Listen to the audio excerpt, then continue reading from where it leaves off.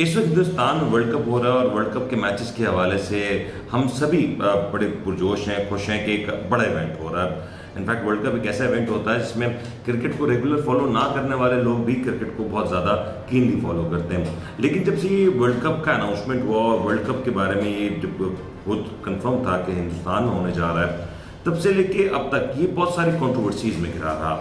और बड़ी interesting controversies हैं। मैं आज आपको कुछ 5 ऐसी चीज़ें बताने जा रहा हूँ जिसके बारे में आप भी कुछ सोचेंगे कि आखिर ये सब क्यों हो रहा है और अगर ये हो रहा है तो उसके पीछे वजूहत क्या है। सबसे पहले कंट्रोवर्सी जब इस वर्ल्ड कप को लेकर हुई वो थी पाकिस्तान टीम के हिंदुस्तान ट्रैवल के हवाले से। आपको याद होगा जब एशिया कप होने जा रहा था तो उससे 6 महीने पहले ये बात सामने आई थी कि शायद Pakistan team ICC world cup event के लिए हिंदुस्तान ना जाए। उसमें सिक्योरिटी रीजंस भी थे, दोनों मुल्कों के जो ताल्लुकात हैं उनको भी बेस बनाया गया। लेकिन बिल आखिर एशिया कप हाइब्रिड मॉडल पे हुआ, इसका नुकसान पाकिस्तान क्रिकेट टीम को बहुत ज़्यादा हुआ और फिर अब पाकिस्तान क्रिकेट टीम हिंदुस्तान पहुंच चुकी है। उसके बाद जब पाकिस्तान टीम जब हिंदुस्तान पहुंची तो एक बड़ा शानदार अंदाज में वेलकम किया कि यकीनी तौर पे वो बहुत अच्छे व्यूज़ थे, बहुत अच्छे विजुअल्स थे जो हम सब ने देखे और हमें बड़ी खुशी हुई कि हिंदुस्तान से इतना प्यार मिल रहा है पाकिस्तान टीम को और मिलता भी है, कोई नई बात नहीं है। लेकिन उसके बाद क्या होता है, पाकिस्तान टीम जब हिंदुस्तान में थी तो वहाँ पे ये बात सामने आई कि पाकिस्तान टीम को कुछ थ्रेट्स हैं और हिंदुस्तान में जो ओवरऑल वर्ल्ड कप हो रहा है उसको लेके बहुत से ऐसे सवाल उठाए जा रहे हैं कि शायद ये वर्ल्ड कप होगा नहीं होगा। जिस अंदाज से थ्रेट्स आ रहे थे, ये भी देखा गया कि जो वार्म अप मैचेस थे उन मैचेस में कुछ वार्म अप मैचेस में क्राउड को आने की इजाज़त नहीं दी गई, तो थ्रेट तो था। फिर पाकिस्तान हिंदुस्तान का मैच हुआ, उस मैच में भी थ्रेट थे, लेकिन उस मैच से पहले एक और काम हुआ। पाकिस्तान की एक स्पोर्ट्स प्रेजेंटर ज़ैनब अब्बास जब वो वहाँ पे कवरेज कर रही थी, उनको वहाँ से जाना पड़ा। और क्यों जाना पड़ा या आप सब जानते हैं। यकीनी तौर पे वहाँ पे कुछ उनके ट्वीट से जो बहस की वजह बने और फिर वहाँ पे कुछ FIRs के हवाले से बात हुई और फिर जबरन या उनको फोर्स किया गया या उनकी अपनी मर्जी के मुताबिक वो मुल्क छोड़ना पड़ा उन्हें और वो हिंदुस्तान से चली गई। ये कंट्रोवर्सीज अगर किसी और मुल्क में होती तो यकीनी तौर पर बहुत बड़े सवाल खड़े हो जाते। अगला एक और बड़ा इंटरेस्टिंग सीन हुआ हिंदुस्तान पाकिस्तान का जो मैच हुआ।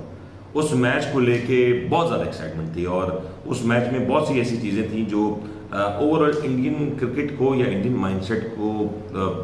एक्सपोज करती हैं या वो मेंटालिटी को एक्सपोज करती हैं जो इस वक्त हिंदुस्तान पर काबिज है। ओवरऑल तो हम बात करते हैं तो हिंदुस्तान की जो टीम है बहुत अच्छी है, हिंदुस्तान के लोग बहुत अच्छे हैं, लेकिन वो कुछ सेगमेंट है इंडियन पॉपुलेशन का जो शायद नहीं चाहता कि दोनों मुल्कों के दरमियान ताल्लुकात अच्छे हों और वही कुछ हुआ। हिंदुस्तान पाकिस्तान का मैच हुआ। सबसे पहले BCCI और इंडियन गवर्नमेंट की जानिब से किसी भी पाकिस्तानी को वीज़ा ना देना। वहाँ पे 1,30,000 तमाशाई थे जिसमें बमुश्किल 5 से 10 पाकिस्तानी तमाशाई अगर आपको नज़र आते हों। जो तमाशाई पहुँचे भी थे वो भी ज़्यादा कंफर्टेबल पोजीशन में नहीं थे क्योंकि कहीं ना कहीं थ्रेट महसूस हो रहा होता है कि अगर यहाँ पे कुछ गड़बड़ हुई तो मुश्किल हो जाएगी।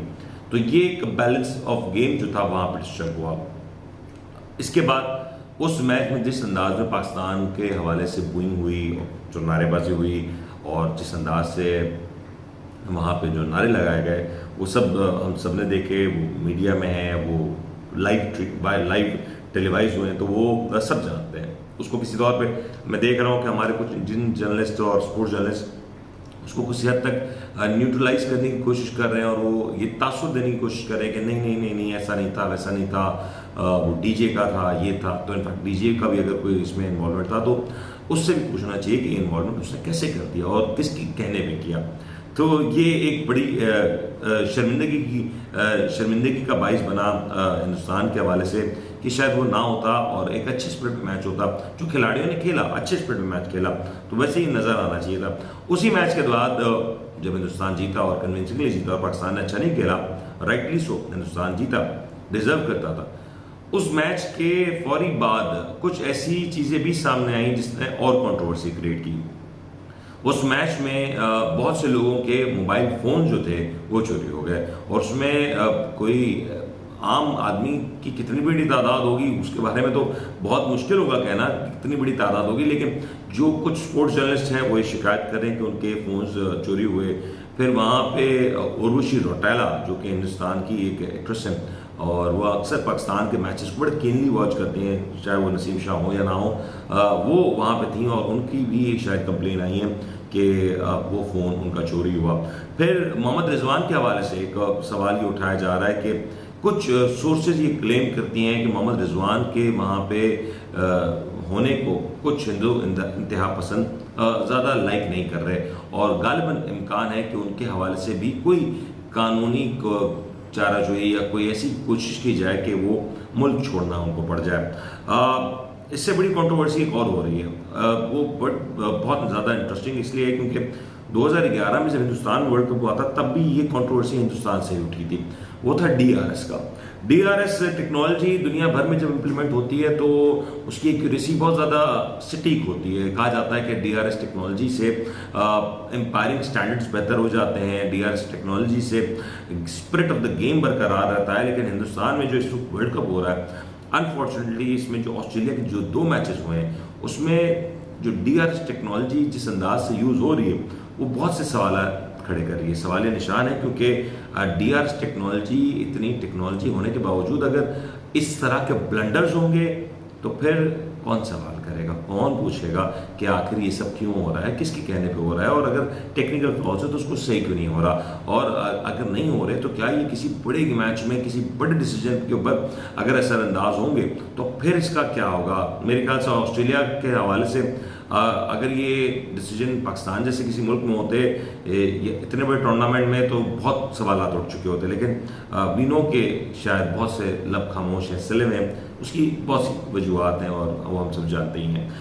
एक और बड़ा मसला ये भी आया कि हिंदुस्तान में फैसिलिटीज़ बहुत अच्छी हैं, शानदार फैसिलिटीज़ हैं, लेकिन वहाँ पे कुछ ग्राउंड्स को लेके कुछ सवालात खड़े हुए। इनफैक्ट वार्म अप मैच से ये सवालात हुए कि क्या वो ग्राउंड्स की जो प्लेइंग कंडीशन है वो खेलने के काबिल है या नहीं है। वहाँ पे भी एक बड़ा कंट्रोवर्शियल स्टेटमेंट था कुछ प्लेयर्स की जानिब से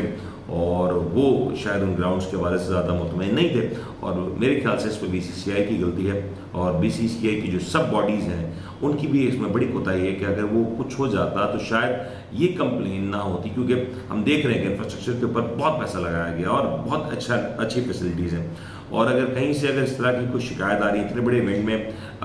नोइंग कि इंडियन बोर्ड एक रिच बोर्ड है और वहाँ पे पैसे की कोई कमी नहीं है, तो फिर मेरे ख्याल से ये नहीं होना चाहिए था, ये सब अवॉइड किया जाना चाहिए था। अब सवाल ये है कि जब इतने सारे इशूज़ टूर्नामेंट के इब्तदाई दिनों में आ चुके हैं तो क्या